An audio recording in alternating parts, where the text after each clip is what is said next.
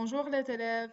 Aujourd'hui, on va commencer par un nouveau thème. Les élèves, après qu'on a terminé les cellules et la reproduction chez les animaux, on va parler aujourd'hui de l'environnement et des êtres vivants qui se trouvent dans l'environnement, c'est-à-dire les plantes et les animaux. On va parler précisément de la relation entre les plantes et les animaux dans un même endroit, c'est-à-dire dans un même habitat.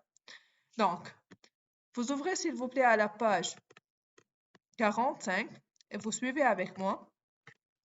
Les animaux et les plantes vivent dans les mêmes habitats. Ils dépendent les uns des autres pour créer un équilibre dans la nature. C'est-à-dire, on va voir dans cette leçon que les animaux ont besoin des plantes et en même temps, les plantes ont besoin des animaux. C'est-à-dire, l'un profite de l'autre, d'accord?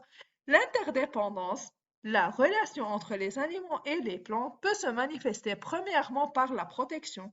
C'est-à-dire, les plantes peuvent protéger les animaux et de même, les animaux peuvent protéger encore les plantes. Donc, dans l'activité 1, les élèves, on va parler de la protection entre les plantes et les animaux. Et dans cette activité, on a plusieurs documents. Dans chaque document, on a pris un exemple. Dans le premier document, on a parlé des coccinelles qui protègent les plantes, d'accord? Ça, c'est le coccinelle. Cet insecte-là, ici, s'appelle coccinelle. Donc, les pucerons se nourrissent de la sève élaborée des plantes en la suçant.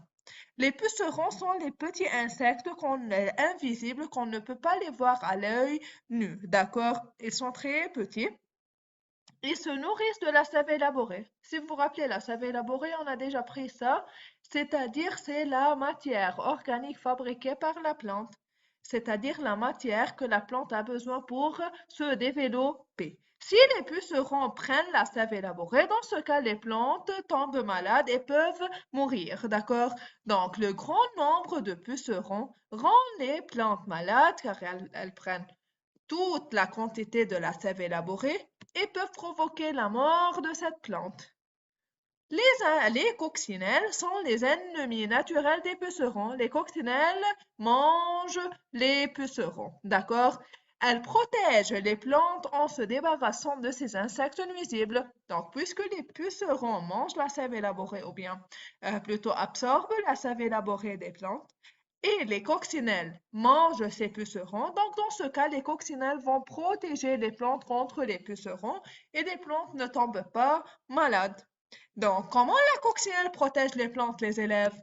D'après ce qui est écrit ici dans le document, on remarque qu'ils ont dit que les coccinelles protègent les plantes en se débarrassant des pucerons qui sont les insectes nuisibles. Donc, on écrit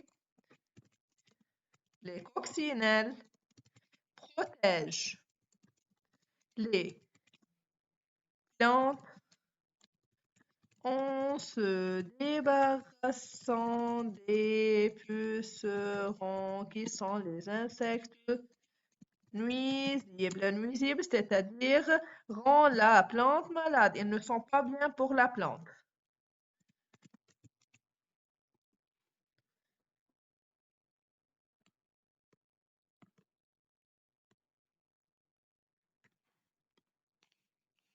Donc, s'il vous plaît, vous écrivez cette réponse sur le livre, d'accord? Page 45. Après, on passe au document 2. Maintenant, dans le document 2, ils ont parlé d'un oiseau qui s'appelle mésange, qui encore lui-même à son tour protège les plantes. On va voir comment il va protéger les plantes. Maintenant, on ouvre page 46, les élèves, d'accord? Donc, les chenilles se nourrissent de feuilles vertes. Ce sont des insectes qui nuisent aux plantes. Certains oiseaux, comme les mésanges, sont les ennemis naturels des chenilles. Ils les attaquent et protègent les plantes. Donc, comme le cas des coccinelles et des pucerons qui sont nuisibles à la plante, ici on a encore les mésanges et les chenilles qui sont encore nuisibles aux plantes car ils mangent les feuilles vertes. D'accord?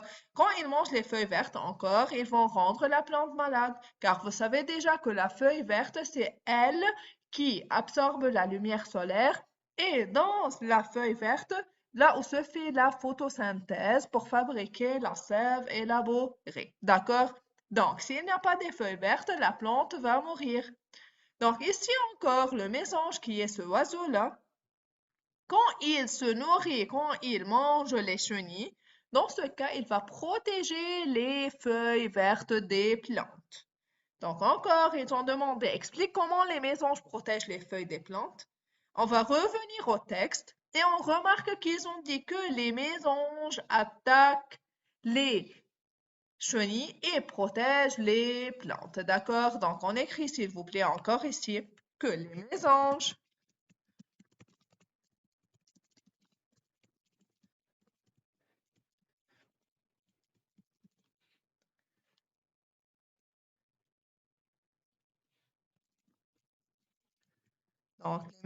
attaquent les chenilles qui se nourrissent des feuilles vertes. Et dans ce cas, protègent les plantes. Encore, s'il vous plaît, les élèves, vous devez écrire cette réponse sur le livre.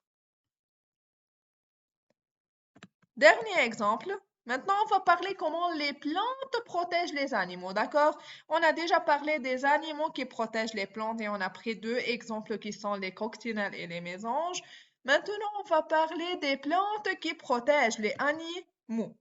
Par exemple, les arbres, les élèves, peuvent former un habitat. Vous savez, c'est quoi habitat? Habitat, c'est-à-dire un milieu de vie, d'accord? C'est-à-dire un endroit pour vivre les animaux.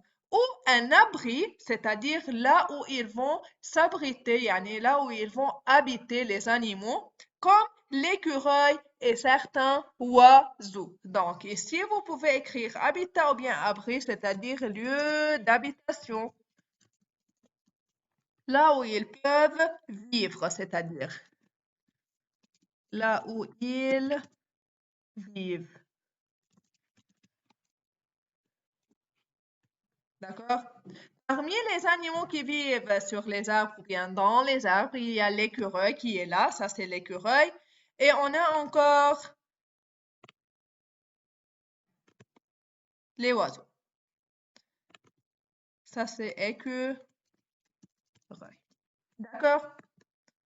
Donc, comme les animaux protègent les plantes contre les insectes et les insectes comme les chenilles ou bien les pucerons, comme on a déjà vu dans les documents 1 et 2, encore les élèves, les plantes ont un rôle de protection, jouent un rôle de protection pour les animaux, comme les arbres qui permettent de protéger les animaux car ils fournissent à ces animaux un lieu d'habitation, un lieu de vie. D'accord?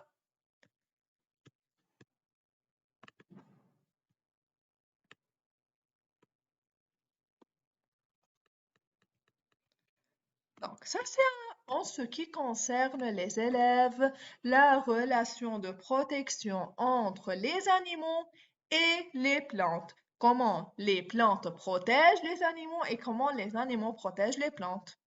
Dans la session suivante, les élèves, on va parler de l'activité de comment les animaux favorisent la reproduction des plantes vertes, d'accord?